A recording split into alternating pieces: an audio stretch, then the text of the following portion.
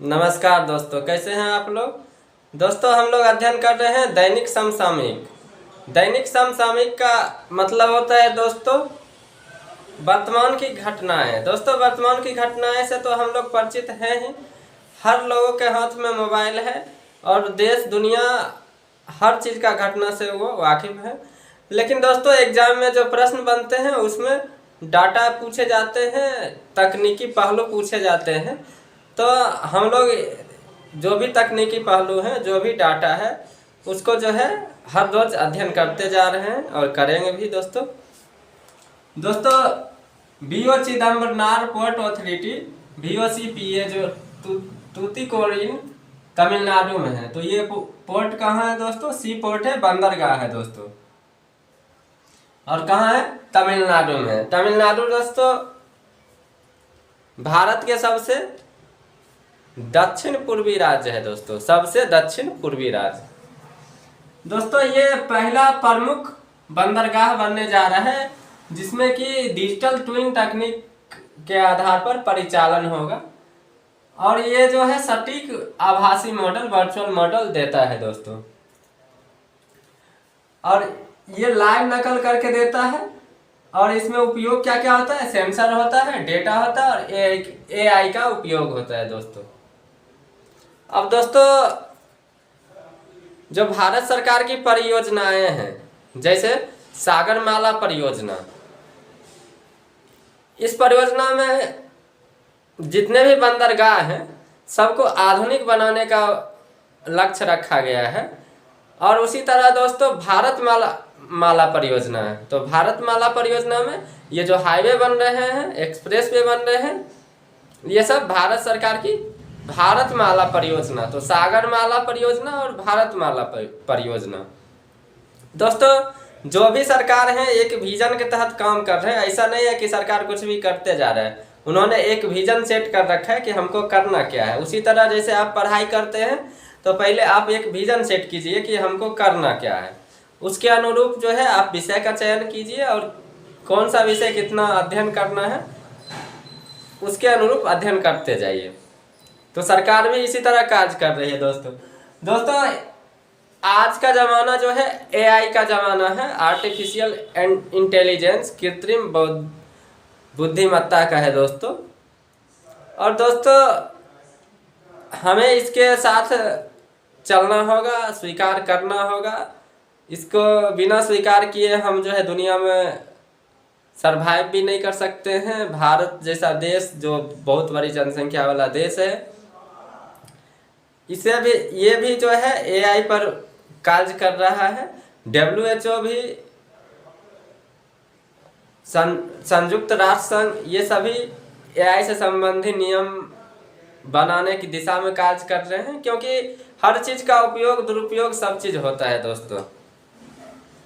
तो दोस्तों हमें यदि पीछे रह जाएंगे तो AI पर सरकार क्या नियम बना रही है इसे भी हमको देखना पड़ेगा। अब दोस्तों सोचिए कि AI मॉडल से पूरे जो है सी पोर्ट का जो है वो एक आभासी मॉडल यानी कि एक जो है इमेज देते रहेगा, यानी कि पूरे कंट्रोल जो है AI के माध्यम से ट्विन तकनीक पर, ट्विन का मतलब ही होता है सेम उसी तरह बना देना।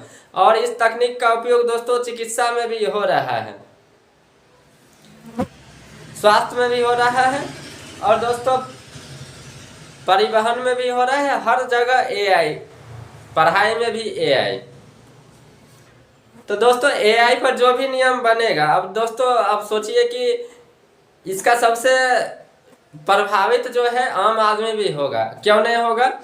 जिनको अभी लग रहा है कि AI का नियम बन रहा है इससे हमको क्या लेना देना है, वे सोच लें कि वो जिस क्षेत्र में कार्य कर रहे हैं, और मान लीजिए कि यदि आगे जो सीनियर है खड़ूस है और वो AI से वर्चुअल इमेज लेना शुरू कर दिया। दोस्तों मानव का स्वभाव है, वो जो है स्वाभाविक रूप से वो रहेगा। मशीन तो है नहीं कि एक ही जैसा खड़ा रहेगा या बैठा रहेगा, या पढ़ा रहा है तो कंटिन्यू पढ़ाते ही रहेगा। जो भी कार्य कर रहा है, आराम की ज़रूरत तो होती है थोड़ी बहुत, बीच में हंसी मजाक की भी ज़रूरत होती है। और सोच लीजिए दोस्तों कि यदि ये नियम बन जाए कि हम AI से हर काम को मॉनिटर करेंगे तो फिर सारे एम्प्लॉय का क्या होगा दोस्तों। लेकिन दोस्तों जो पूंजीपति है वो तो चाहेंगे कि हर लोग को जो है एआई से हम काम ले, उसको एकदम 1 सेकेंड 1 मिनट भी इधर उधर हिलने ना दे। तो दोस्तों जनता जो है सरकार होती है, लेकिन जनता को पता होना चाहिए कि नियम क्या बन रहा है। यदि नियम गलत बन रहा है तो उसमें आवाज़ उठाना पड़ेगा, बताना पड़ेगा, सुधार करना पड़ेगा। अन्यथा दोस्तों आप जो है मशीन से भी बदतर हालत होने वाली है लोगों को एआई की दुनिया में। तो दोस्तों सतर्क रहें और कहाँ क्या बन रहा है, क्या घटना हो रहा है, इस सब का जानकारी रखते रहें। ठीक है दोस्तों। दोस्तों ये जो है रियल टाइम मॉनिटरिंग करता है, एकीकृत प्लेटफॉर्म देता है दोस्तों, और ये भविष्यवाणी भी कर देगा। मतलब वहाँ से डाटा इकट्ठा करके बता देगा कि कितने समय में यहाँ पर जो है भीड़ भाड़ होने वाला है। तो विभिन्न जगह का डाटा लेकर उसको ये समझ में आ जाएगा कि इतना समय में यहाँ भीड़ भाड़ होने वाला है या आंधी तूफान आने वाला है, वो हर चीज़ वो बताते रहेगा दोस्तों।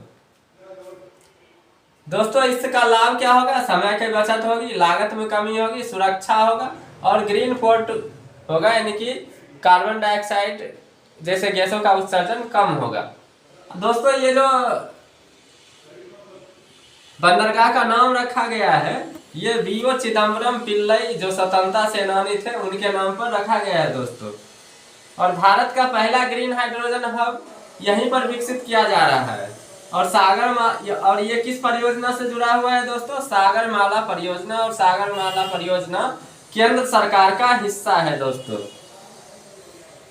अब दोस्तों हम देख लेते हैं भारत में प्रमुख 13 बंदरगाह है दोस्तों, सी पोर्ट 13 है, जिसमें प्रमुख 3 जो है तमिलनाडु में ही है, जो है अभी पढ़ रहे हैं टूतीकोरिन, थूथुकुडी, ये कृत्रिम बंदरगाह है दोस्तों।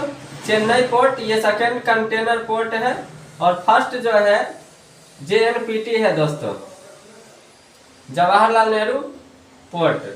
और कामराजार पोर्ट जो है ये फर्स्ट कॉर्पोरेट पोर्ट। क्वेश्चन बन सकता है, कामराजार पोर्ट जो है फर्स्ट कॉर्पोरेट पोर्ट है और यहाँ पर कोयला का वो कार्य होता है दोस्तों। बिहार से जुड़ी दोस्तों देख लेते हैं। एयरपोर्ट जो है Sonpur greenfield airport, Bihta airport और पूर्णिया एयरपोर्ट, ये सारे एयरपोर्ट जो है बिहार में बनने वाले हैं दोस्तों। अब दोस्तों देख लेते हैं कि जो सागरमाला परियोजना है वो दोस्तों 7,500 किलोमीटर की जो तट रेखा है उसको जोड़ने का, कनेक्ट करने की परियोजना है दोस्तों। 14,500 किलोमीटर जो है संभावित जल मार्ग है, उसको जोड़ने की परियोजना है दोस्तों। अब देख लेते हैं दोस्तों डिजिटल ट्विन क्या होता है दोस्तों। डिजिटल ट्विन का मतलब हुआ कि आभासी मॉडल, यानी कि AI और सेंसर GPS से किसी भी जगह का मॉनिटरिंग। तो पहला बंदरगाह वीओ पोर्ट इसके अंतर्गत आ रहा है। राजीव गांधी इंटरनेशनल एयरपोर्ट जो है हैदराबाद में है,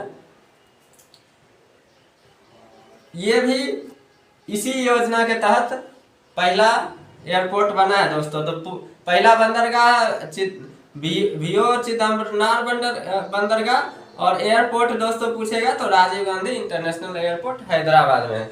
हैदराबाद दोस्तों पहले आंध्र प्रदेश का ही हिस्सा था, अब वो तेलंगाना में चला गया है दोस्तों।